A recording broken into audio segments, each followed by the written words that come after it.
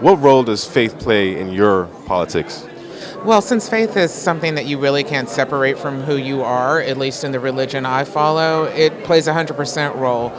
If I can't, by faith, make a decision on who to cast a vote for, many times I don't vote. I'm from Houston, Texas, so faith is everything in politics. Faith in our elected officials taking care of us, faith in our elected opponents hearing our voice, and faith that no matter what happens, God is going to protect us no matter what happens in our government. What role does your faith play in your politics? Every bit of it. I will not vote for a single person running for office unless I know where they stand on faith, whether it's abortion, whether it's raising children, whether it has to do with economics, because all my knowledge comes from the Word of God. In politics, what role does it play or should it play? Both.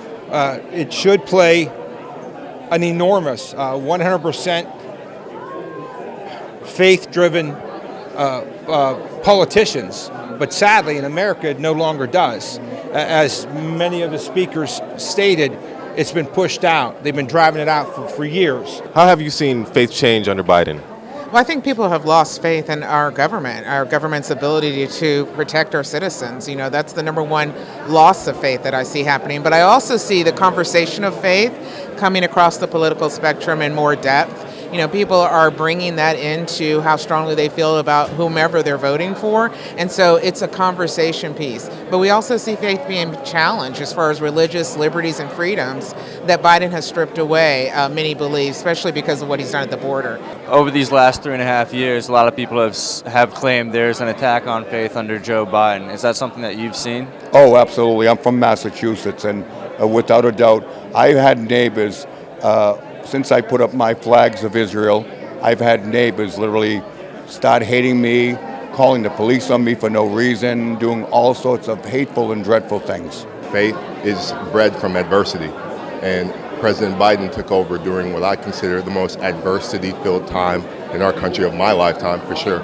I'm only 36, but I've never seen a time in our country where things are more critical. We have Russia and tanks off of our shore. Submarines off of our shores. We have wars in Ukraine. We have Middle East at an all-time conflict. These are issues that require a lot of faith to know that we're going to get through this. So I think faith couldn't be more critical during this administration. It's been destroyed. It's been raped away. It's been ripped out. Yeah. And I'm praying earnestly that it's brought back in with President Trump. When you threaten my way of living, when you threaten the safety of my household, then I have to call on God, which is my faith, to shore up that gap that you brought because of your lax, policies, your lax leadership. How can faith be restored in this country? Do you think there's any chance of it being protected? For me, I'm a Christian. I've read the back of the book. So yeah, I think everything's going to be fine in the end. Do we have a storm that we're going to go through even more so than we've seen? Absolutely. I do believe faith is going to be restored when things get tough enough. Why is faith important to the American people, and what can be done to restore it?